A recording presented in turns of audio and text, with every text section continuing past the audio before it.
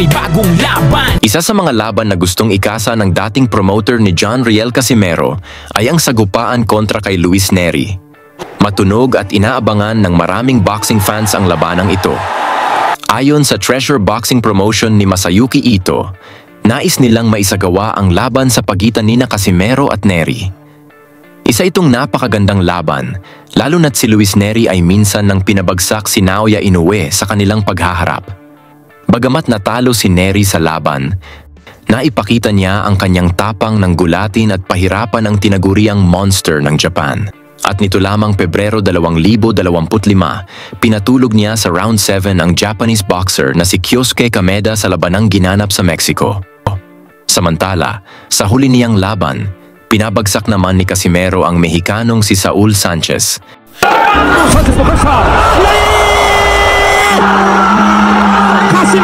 At ito mismo ay nangyari sa harap ni Naoya Inoue sa Japan. Kaya wala nang takot si Casimero sa mga Mexicanong boksingero. Para mas maunawaan natin ang lakas ni Cuadro Alas, balikan natin kung paano niya pinabagsak ang isa sa kinatatakutang knockout artist ng Mexico.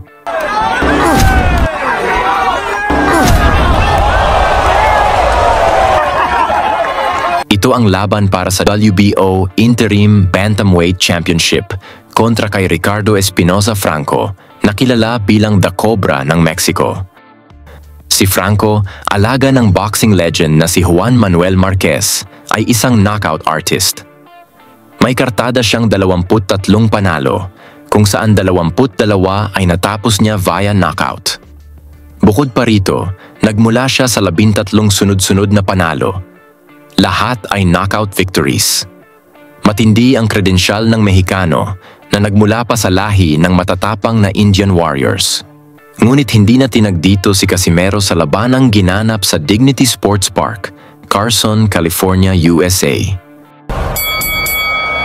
Sa unang round pa lang, matinding palitan ng suntok na agad ang nasaksihan ng mga American fans.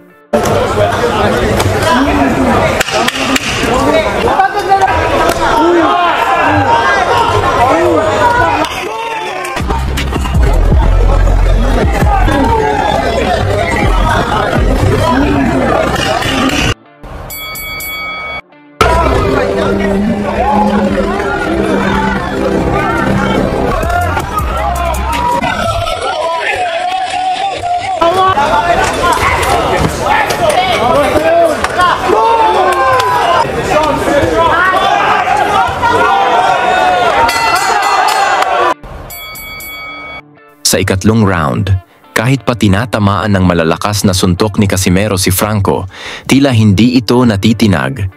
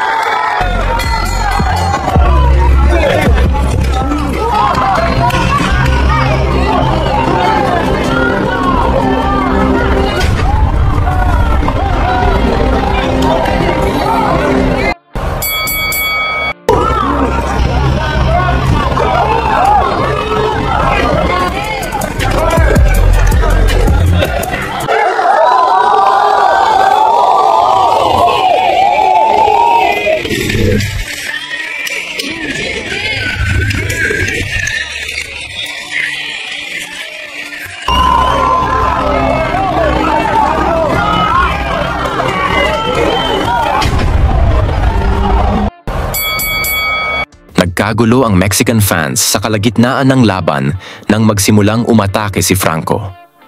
Ngunit hindi nila alam, ito mismo ang gustong laban ni Casimero, ang sabayan.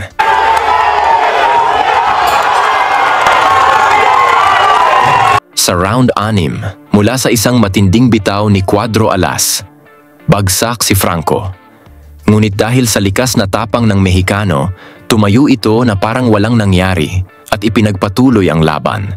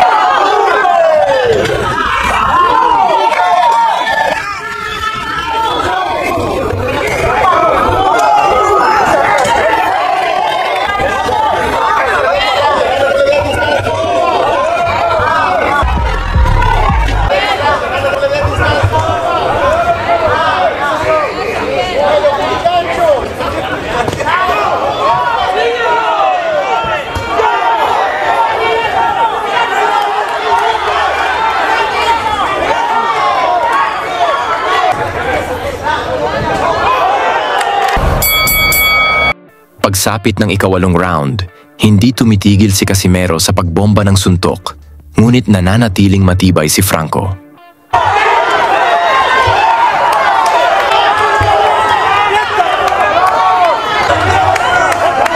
Patuloy ang sagupaan, palitan ng matitinding kombinasyon, ngunit tila hindi iniinda ni Casimero ang mga solidong patama ng Mexicano.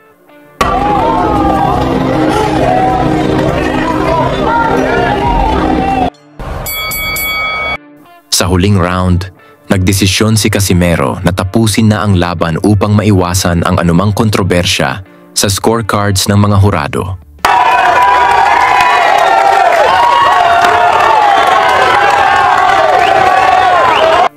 Mula sa isang matinding kombinasyon, bagsak muli si Franco. Sinubukan pa nitong tumayo, ngunit halata ng hilo siya. Dito na sinamantala ni Casimero ang pagkakataon. Binanatan niya ng sunod-sunod na atake si Franco. Dahil dito, napilitang awatin ng referee ang laban.